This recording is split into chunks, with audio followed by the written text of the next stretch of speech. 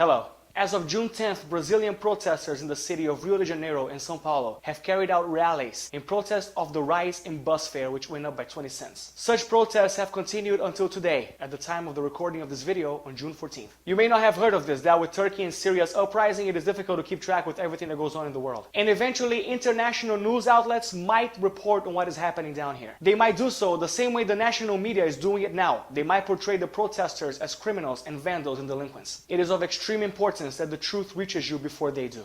The recent uprising that is spurring in Brazil is not an act of unwarranted violence, and it is not gratuitous vandalism. It is the result of what happens when a society is forced to put up with the ludicrous, nonsensical laws that are created only to benefit the lawmakers themselves, and which result in a wealth and social gap so outrageous it would be cause for hilarity if it weren't true. Some of the policies proposed and approved by our representatives are as follows. And I assure you, as incredible as they may appear, I am not making them up. They are real and they are being exercised right now. Politicians have awarded themselves the privilege of receiving up to 3 extra months of salaries. So after resuming their year's pay in their December salary, they are paid thrice more, as if their year had 3 extra months. And their salary, by the way, is about 17,000 reais per month, while minimum wage stands at 600. Politicians have also awarded themselves privileges for paid expenses, such as air tickets, ranging from 10 to 22,000 reais. Government-provided housing expenses to the tune of 3 to 4,000 reais. Private phone expenses for up to 1,000 reais per month, as well as an amount between 60 and 82,000 reais of spending money, which they then can use in order to pay off whoever they claim is necessary for them to conduct their daily functions. Politicians sometimes take advantage of this by hiring friends and relatives for completely made-up positions, professions that don't exist, just so they can give them free money for nothing. And once again, while all these things are happening, minimum wage stands at around 600 reais. Politicians couldn't care less about their constituents down here. And this complete disregard for their constituents has resulted in some deplorable situations in health, in safety, in education. It's common to have hospitals that look like war zones, with patients lying about in the hallways instead of in a gurney. Or to have a patient who is in critical condition but is told by the hospital staff to which he goes that the hospital is full, and then being given the order to ride alone by bus, public transportation, to another one. Here, the country that brags about how well prepared and how advanced it is to host the World Cup has such deplorable and horrible and sad education conditions that people have just given up on it. Keeping in mind that a politician here earns 17,000 reais, can you imagine how much the salary of a teacher would be? 800.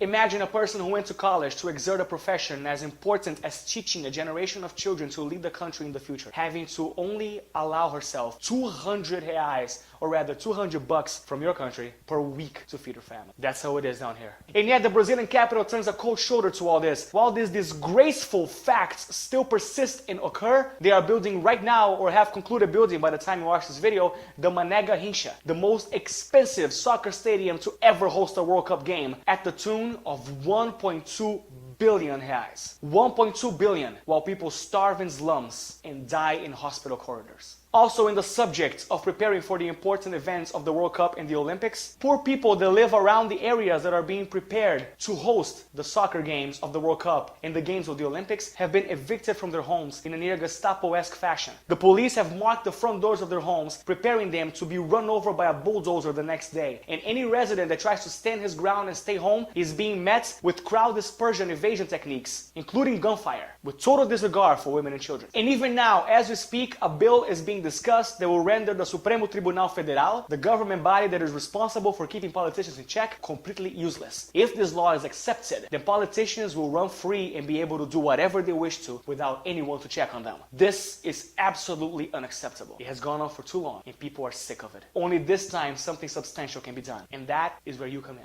In 2014, Brazil will host the World Cup. 2016, the Olympics. The 2 most prestigious and renowned athletic events in the world. Brazil cannot afford to have its reputation smeared now. If there is a worldwide outlash against the things that are happening here, the people in control will be forced to do something about it. Under the threat of a besmirched reputation and international pressure, Brazil will be forced to change.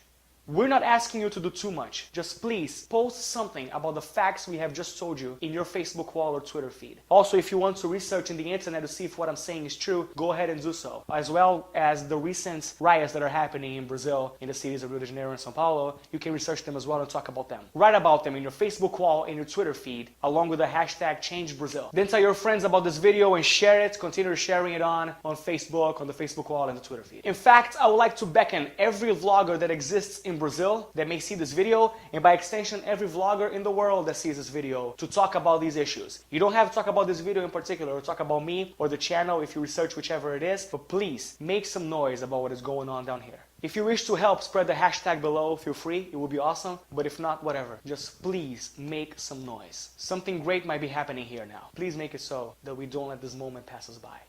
The people are always more powerful than the government chosen to preside over them. Always. Thank you, and please help us.